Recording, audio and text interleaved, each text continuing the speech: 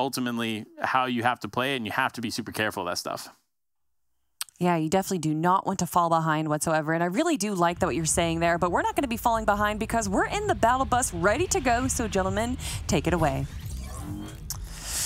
All right, Panda, game number 3. You know, game numbers 1 and 2, they were a little bit different in their own regard, but we did see a tank win out in both scenarios, and we're both kind of hinting at the players needing to kind of use these Anvil rocket launchers a little bit more than they currently are to kind of remove those vehicles so that way the end games are a little bit cleaner.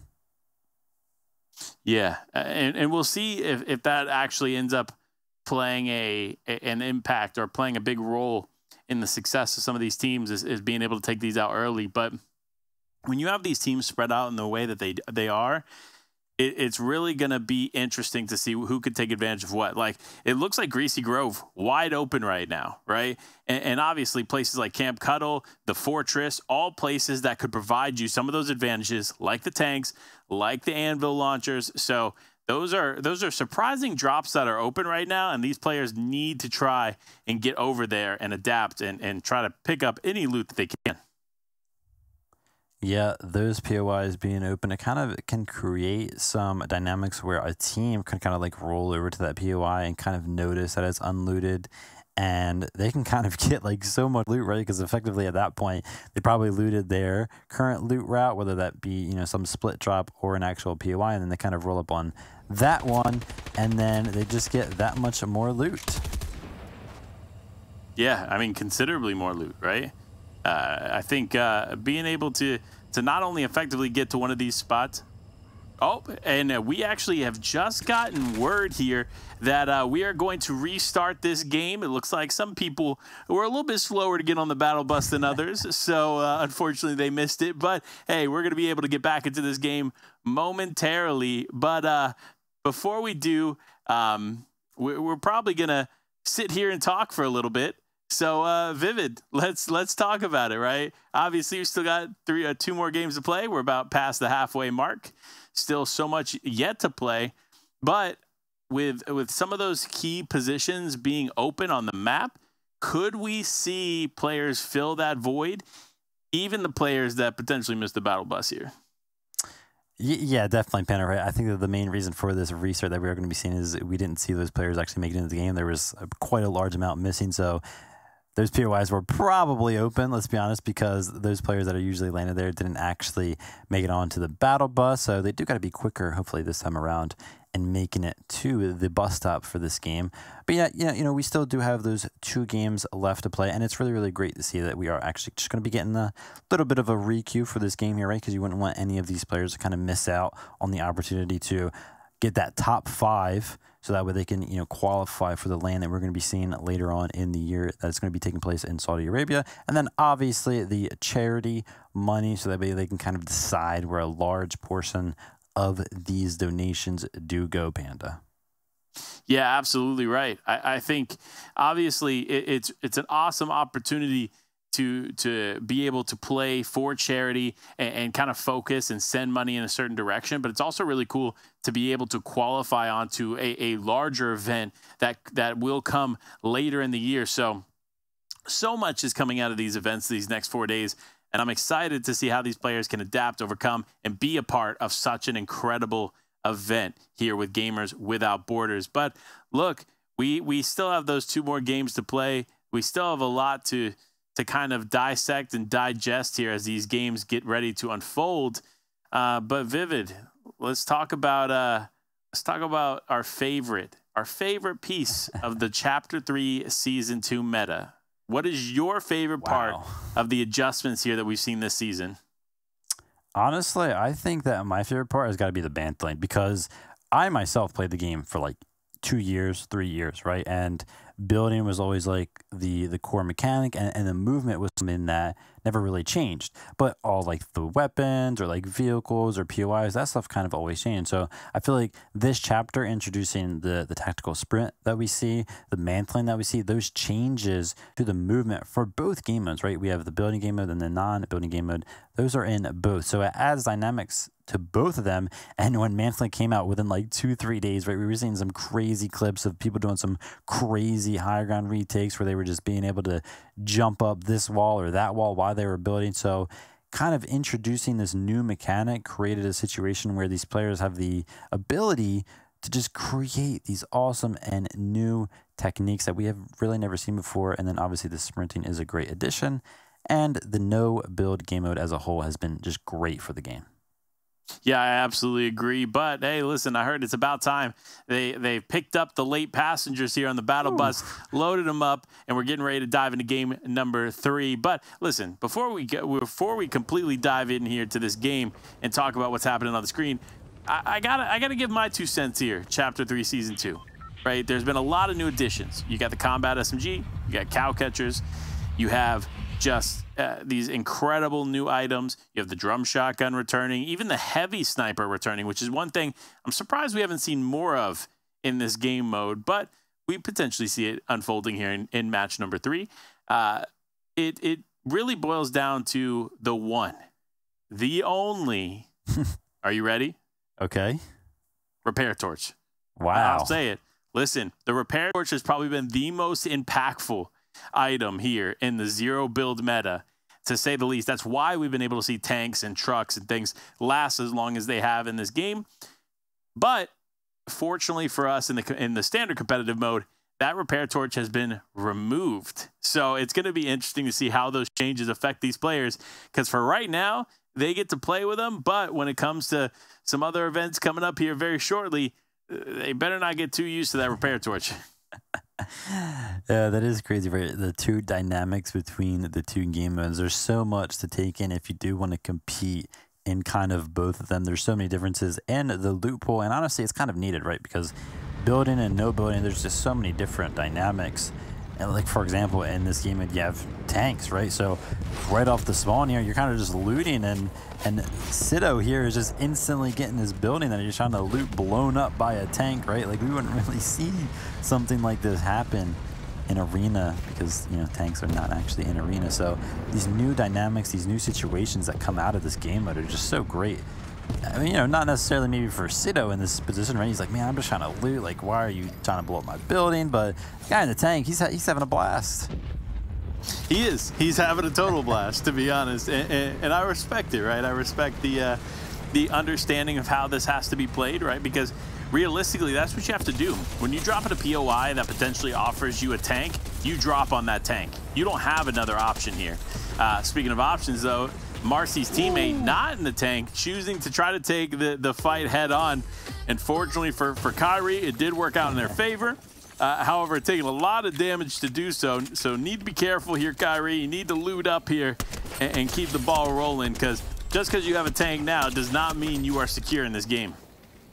That was funny. You know, I was watching Marcy kind of take those tank shots, and I saw that Sido was actually making a play for like that 1v2 situation, which I thought was going to be a really good play, but no, Kyrie in the end there actually ends up winning out in that head-to-head 2v1 kind of weapons only. So great job by him, and as you can see, Nas here showing off his loot path, using that cannon to effectively rotate around, kind of loot up as much as he can, along with his teammate Pink here. Yeah, I mean, pretty impressive how they've been able to take advantage of the cavern here up until this point. But Noah Riley, Vidil actually switching it up here. They said, you know what? I'm not gonna allow these players to have this cavern to themselves anymore. I know that my aim is enough. I know I can be successful here in zero build, and I'm gonna show it here in the best POI on the map, be in the cavern, and Vidil showcasing exactly why they are top tier talent here, getting 2 eliminations quickly on the board. Yeah, switching it up. I believe they were landing over at Kando Canyon, so a little bit of a weird change. We don't see Fortnite players switch it up very often, but they're going to be making a switch up over to the cavern, and it's going to be working out. 2 eliminations right off the bat.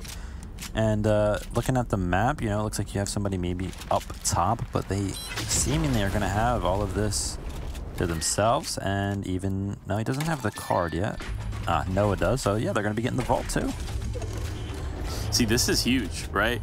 The vault provides so many advantages here for these players.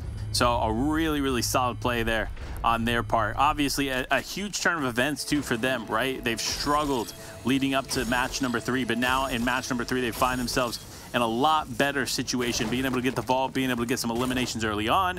And that's the start they needed. And I think that's the momentum shift they needed, too, to come back and do some big things here in the final half of this competition. And magically up here, loving the tank.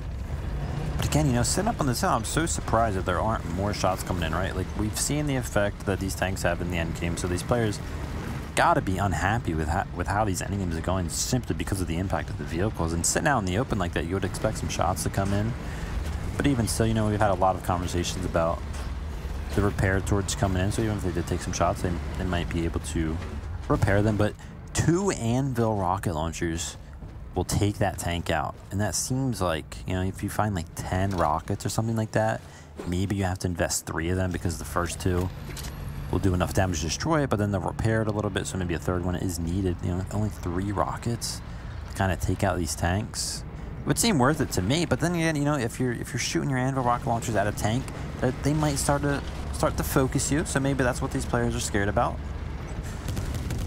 Yeah, absolutely right. This could really be one of those situations where you have the rocket launcher, you try to do as much as you can with it, but sometimes it's not enough, right? And that could potentially be why we've seen this lack of success here for them. But for Moez and Magically, they're like, you know what? We're going to blow up every vehicle here. Look at this. This is our big brain play here in Shifty Shafts, because they realize that whether the players are close or they could be rotating through, they know for a fact that they will potentially go for these vehicles. So to swap it up and take away those vehicles from them, huge. On top of that, you see him pick up the Anvil launcher there in those final moments. Yeah, that's going to be huge for them as well. But speaking of huge, it's Mirza and Lazen in the vehicles yet again, looking to get their way into zone and secure these bad boys there in a nice spot on rotation.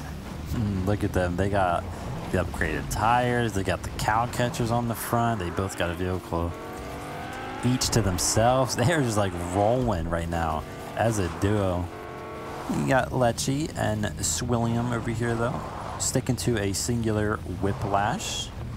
We did see last game they kind of use that to escape one of those sketchy situations later on and actually end up going down. But that fast vehicle can really come into play, especially if you stick to the paved roads.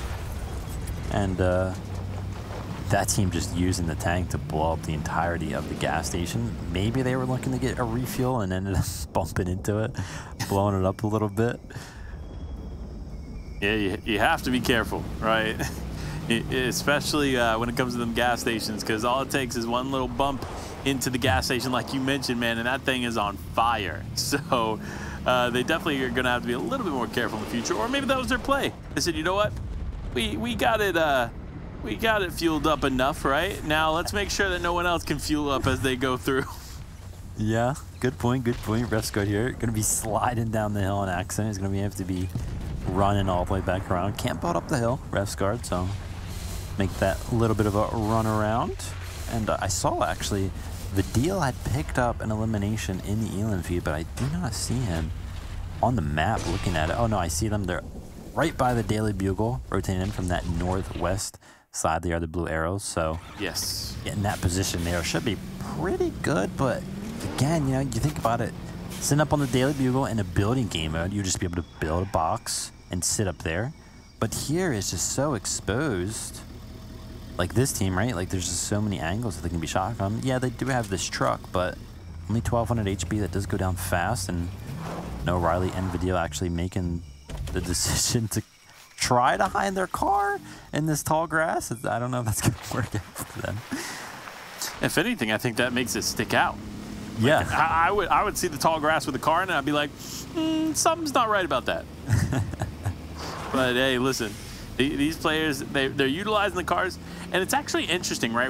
We've seen more players go down earlier in this match than we've seen in previous matches, and I think a lot of that has to do with the added aggression with these teams. They said, you know what? We want to end this early. We want to try to get as many eliminations as we can so we can climb back up the leaderboard. Maybe they're behind with a larger deficit, whatever the case may be. They're trying to make it happen, and so far they're succeeding. Yeah, and again, we see that strategy come into play where a team actually like breaks into a building and kind of just parks the truck because they want to protect it, because it's proven to be just so valuable. And I feel like every team that we've kind of tuned in so far has had a vehicle, and we've gone through like 20, there's 26 duos alive right now, and if every single one of them have a vehicle, it's going to shape up to be quite interesting. And Revsguard here actually opting, even though he has a tank, he's not shooting at the truck that is right there. So that is interesting.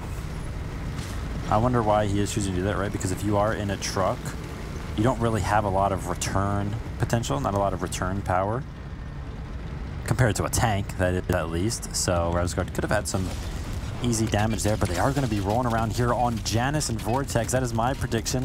Hopefully they can make their ways out of this, but no, the truck blows up, and it does look like Janus goes down. Vortex is trying to swim away.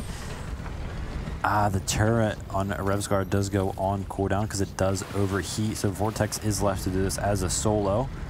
Bit of an unfortunate situation. They weren't in really a position where they could kind of just leave. They did have the truck, but kind of stuck now. Revsguard is on the hunt, going to be putting himself up onto this perch, going to be hopping out to see if he can get an angle. Not looking good for Vortex, but it is one of those awkward situations since he can't build. He can't kind of create an angle for himself, but Vortex gives him the angle nonetheless. And yeah, there you have it. Vortex and Janus are actually out of this lobby, so an unfortunate run-in with the tank. Kind of interesting how that situation played out, right? Revsguard opted to not shoot at the tank that was on the bridge, and kind of like in not doing that didn't expose his position to Janus and Vortex, so they weren't making a lot of noise. So it kind of made those eliminations possible in a sense. But here you have it though. Revsguard's tank is actually going to be taking some damage. The Anvil rocket launchers are coming in, but his teammate here in Elo Kratz does actually use a shockwave to get right back up to the tank.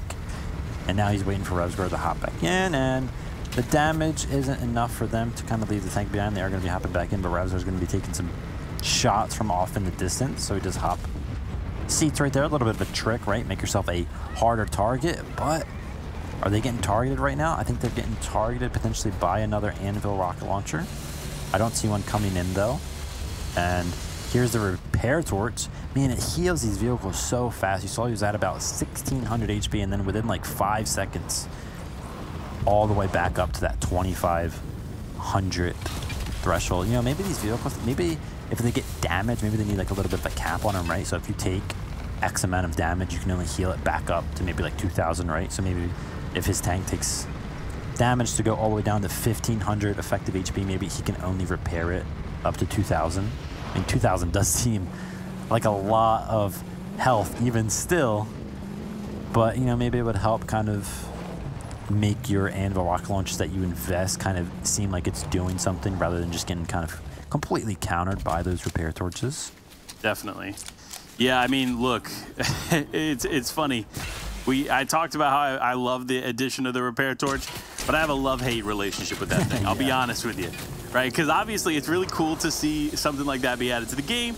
It adds a totally different dynamic to it and how you approach vehicles. But at the same time, like we're seeing, man, these players are able to just truly hold on, use it, but definitely use it to its fullest potential. Look at Piz here. He's actually opted for 2 repair torches. That's how good he thinks they are, so his truck is going to be healthy for quite some time. Oh no!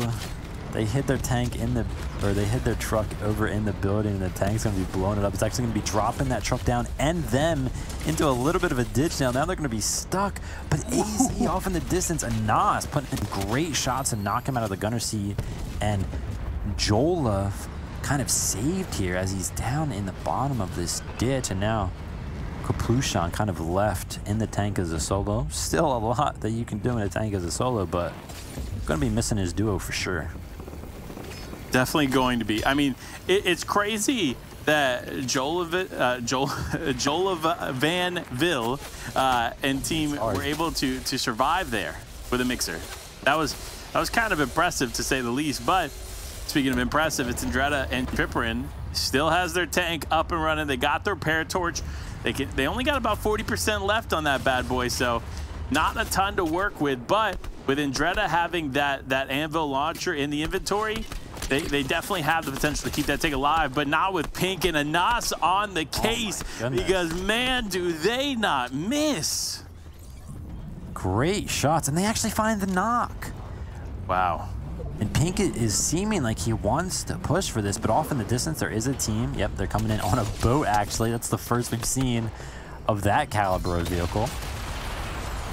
And the cow catcher's coming into play. There's some C4 is going to be dropped right on this cow catcher. It's going to destroy them instantly, leaving them in the open. And Nas and Pink finding some eliminations all across the board here. I wonder where Andretta's at. I think Andretta did get picked up yet. Oh no, is he? Oh no, he's knocked again. Actually, he got knocked by another duo after getting res. So Anas and Pink putting in work. Yeah, and Trippin just holding on up there on the hill. That's tough, right? It's kind of the difference of both worlds, right? One world, you're seeing a lot of success, picking up elimination after elimination, staying alive, and then you see Andretta, Trippin holding on for dear life. Maybe 10, 20 HP in a dream, and Andretta down. So it's definitely the difference of two worlds. And there it is. Pink actually ends up cleaning up Trippin. Nice. So it is the best of those two worlds. Cleaning up and ultimately walking away with some eliminations. But for Reckons and Piz, they are now fully taking advantage of this truck here. No one is really focusing them in their direction. They got an LMG in hand, which is that new addition to the game here more recently. And they're just looking to keep that truck alive, which is kind of impressive where they found a place to position that. Just kind of found between a hill and a tree place, you know, just kind of like stuck their tree right there, or stuck their truck right there.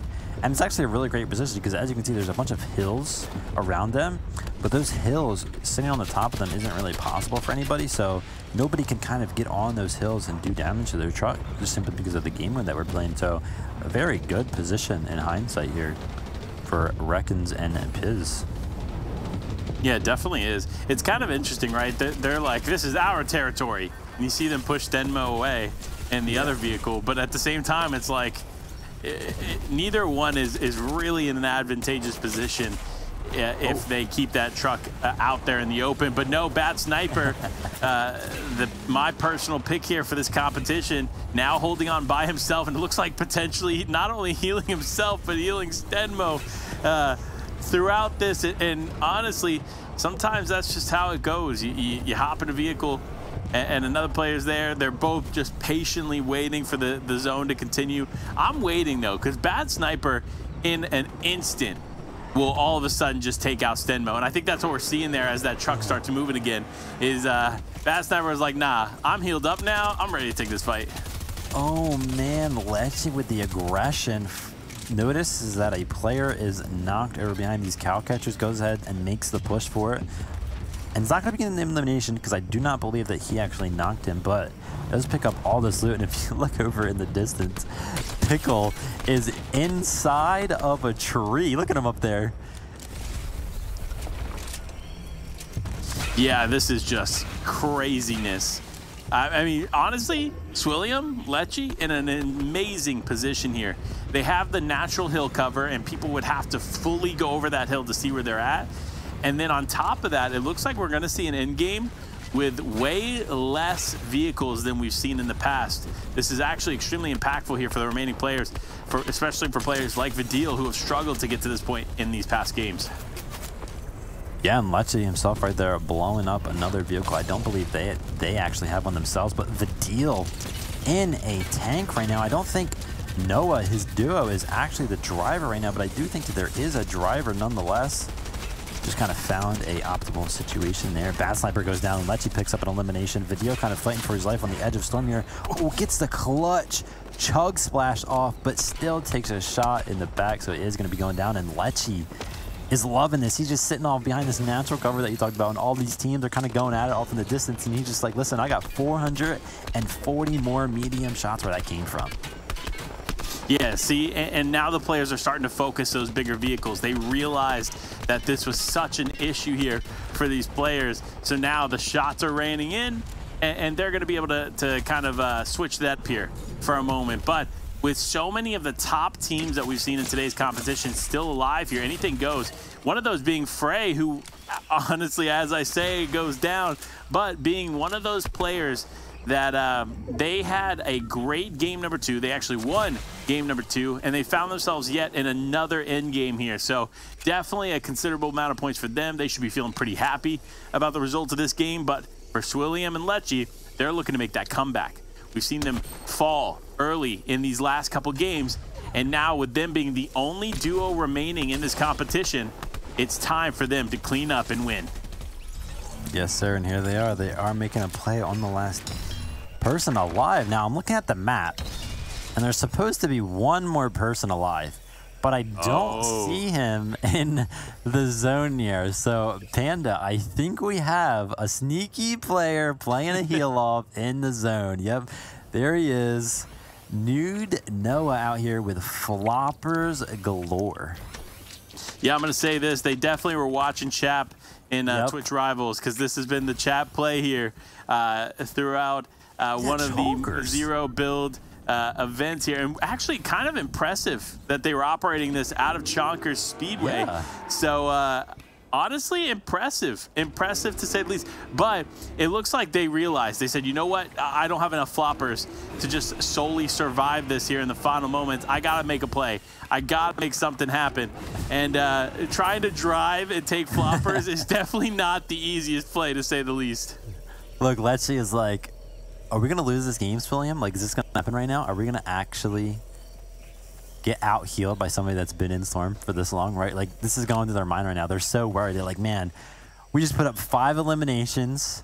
We defended so much ground, and this guy is just eating floppers, and he's fishing more. Oh, man. The sweet science of Fortnite. Can we just say it? Fortnite, like, you don't get any other esports like this. And Fortnite just doing it big. But it looks like, it looks like Nude Noah is out. No more heals. The final ticks tick away. And it looks like Lecce and Swilliam will walk away as the Game 3 Victory Royale holders. Oh, man, that moment where finally, right, like it pops up and the screen starts to change and it says, you know, Victory Royale for Lecce and Swilliam. They're like, whew, finally that guy goes down, right? Like, how many floppers, how many med kits, how many med mists does this guy possibly have? Finally, he does go down, and Lecce and Swilliam are going to be picking up that first place. But, you know, Nude Noah picking up a guaranteed second place in, you know, the match, right? But not necessarily in points, because I don't think he had any eliminations, beat it the strat that he was playing. So still, you know, second place, still a lot of points. But Lecce